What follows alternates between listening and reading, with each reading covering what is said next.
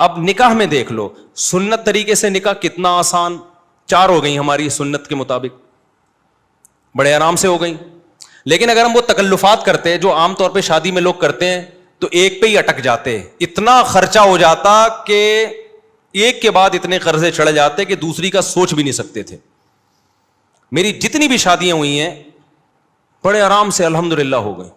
پہلی شادی ہوئی, لڑکی کے جو دلہن کے ابا آئے اور میری والدہ, وہ پنجاب میں تھے, ہم اپنی والدہ کے ساتھ چلے گئے.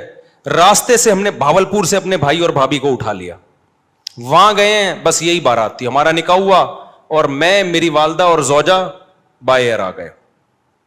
قصہ ختم ہو گیا, شادی ہو گئی. اگلے دن میں گھوم رہا ہوں, لوگ کہہ رہے ہیں صاحب کل آپ کا بیان تھا, آپ تھے نہیں. میں نے کہا میں شادی میں گیا ہوا تھا. انہوں نے کہا کس کی؟ میں نے کہا اپنی. کیا مطلب؟ ابھی تو آپ یہاں تھے, آپ کی شادی بھی ہو گئی. میں نے کہا شادی میں تو وہ بولے قبول ہے, ہم نے بولا قبول ہے تو ہو گئی, اس میں کیا ہے. تو میں نے کہا ولیمہ کر لوں گا میں, آپ بے فکر رہیں. ولیمہ بھی اپنی جو میری حیثیت تھی اس کے حساب سے کر لیا, جتنے پیسے تھے اس کے حساب سے کر لیا. کوئی قرضے نہیں لیے, کوئی ادھار نہیں لیے, اپنی اوقات دیکھی کہ یار اتنی اوقات بنتی ہے تو اس حساب سے کر لو.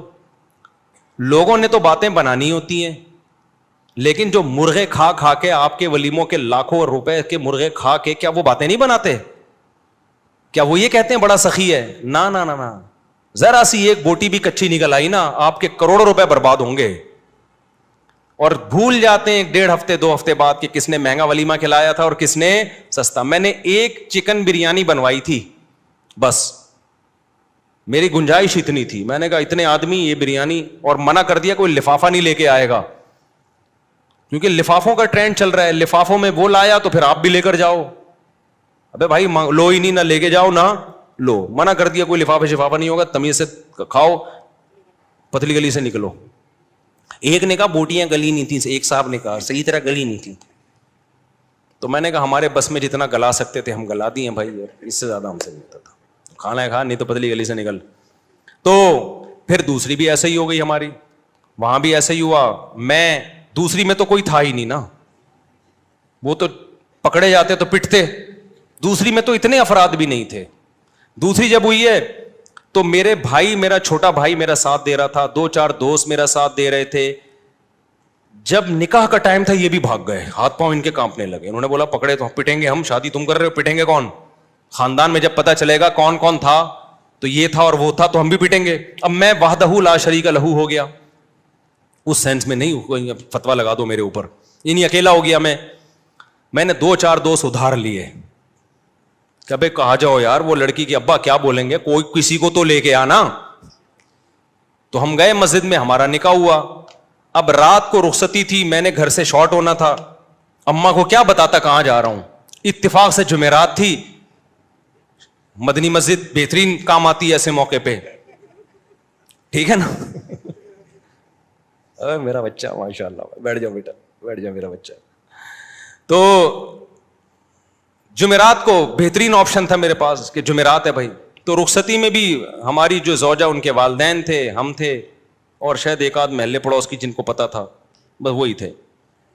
باقی جو ہمارے گھر والے تھے ان کے رشتے دار تھے. تو یہ ہمارا ہو گیا ولیمہ. 2 کمروں کا, 1 کمرے کا میں نے گھر لیا تھا, میری اوقات یہی تھی بھائی, اس سے زیادہ میری اوقات تھی نہیں. 1 کمرے کا گھر میں نے رینٹ پہ لیا, اس میں 1 کچن 1 واش روم, 2500 اس کا کرایہ تھا. میں نے بتا دیا سسرال کو فی الحال میری یہی اوقات ہے بھائی, اگر آپ نے بھیجنا ہے تو اسی میں رہ لیں, جب اللہ تھوڑا آمدن اچھی کر دے گا تو ذرا اچھا گھر لے لیں گے. ان کو بھی اللہ نے شعور دیا تھا, انہوں نے کہا بھائی اچھا رشتہ, ان کے خیال میں اچھا رشتہ تھا, چلو بھائی اللہ مدد, توکل کیا اللہ پہ, تو ہماری شادی ہو گئی. جیسے جیسے بچے ہوتے گئے اللہ تعالیٰ مالی وسعت بھی دیتا چلا جاتا ہے. دیکھو ایک بہترین مثال دوں آپ کو, جہاں درخت زیادہ ہوتے ہیں نا بارشیں وہیں ہوتی ہیں. کیا خیال ہے؟ درخت کھینچتے ہیں بادلوں کو. اگر کوئی کہے یہاں درخت بارشیں تو ہوتی نہیں, درخت کیسے لگے گا, ابے تو لگا تو بارشیں شروع ہو جائیں گی.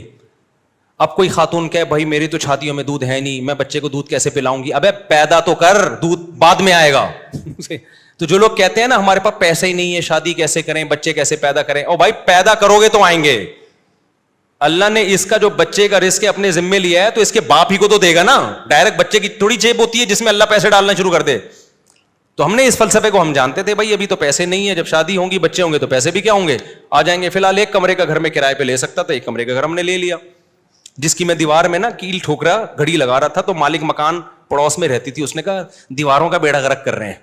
اس کو پتہ نہیں تھا مجھے آواز آ رہی ہے, مجھے ابھی تک یاد ہے, دیواروں کا بیڑا غرق کر رہے ہیں یہ لوگ.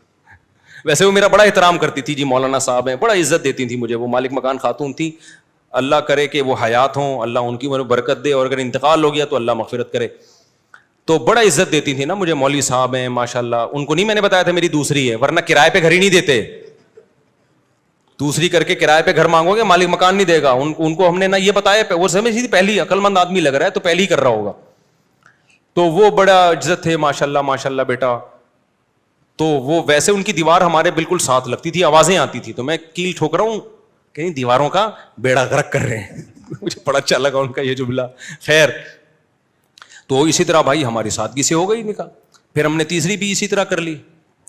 وہ کیسے ہوئی تھی ابھی مجھے ساری شادیاں یاد نہیں ہیں کہ پوری ڈیٹیل, وہ بھی ایسے ہی ہوئی تھی, بلکہ وہ تو اتنی آسان ہوئی تھی. ہم بیٹھے ہوئے تھے تو جو ہماری زوجہ ان کے گھر والے تھے انہوں نے کہا کہ بھائی کیا خیال ہے, پھر مجھے پورا جو ہے نا معلومات لی کیا آمدن ہے. میں نے کہا بھائی یہ ہماری آمدن یہ ہے ٹوٹل یہ ہے, تو اسی میں 2 ہیں تو اور چل ہی رہا ہے اللہ کا شکر ہے.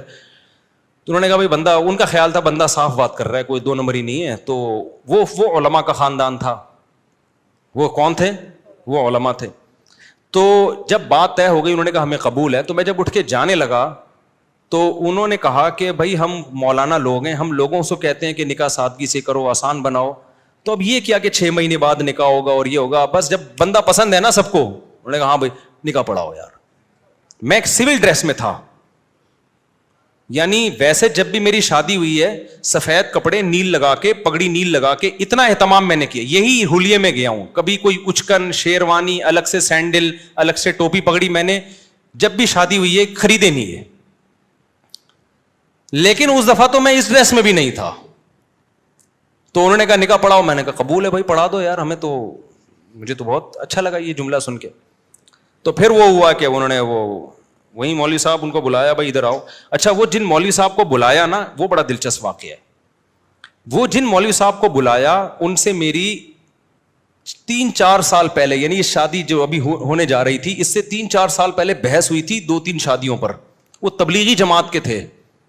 اب پورا نہیں بتاؤں گا میں کون تھے وہ, چھوڑو پھر وہ آپ سمجھ جائیں گے, مناسب نہیں ہے. میری بڑی بحث ہو رہی تھی کہ اس زمانے میں 3 شادیاں کرنی چاہیے. وہ کہہ رہے تھے نہیں 1 کرنی چاہیے. اس پہ بڑی ہماری نا 1 گھنٹہ ڈیبیٹ ہوئی کہ نہیں 2 نہیں کرنی چاہیے. کیا ہوا, فون کر کے جب بلایا نا تو وہی نکلے. ابے انہیں کہا تیری شادی ہو رہی ہے ہمارے ہی خاندان میں؟ ابے تو بڑا ہوشیار نکلا, ہمیں سمجھا رہا تھا اور ہمارے خاندان میں گھس گیا. پھر بڑا خوش ہوئے, بڑی شاباش دی. خیر نکاح پڑھایا انہوں نے. میں سمجھا پا رہا ہوں اپنی بات. تو ہر شادی ہماری اسی طرح ہوئی ہے. تو اس طرح سے 4 ہو سکتی ہیں جس طرح سے آپ لوگ کر سکتے ہو.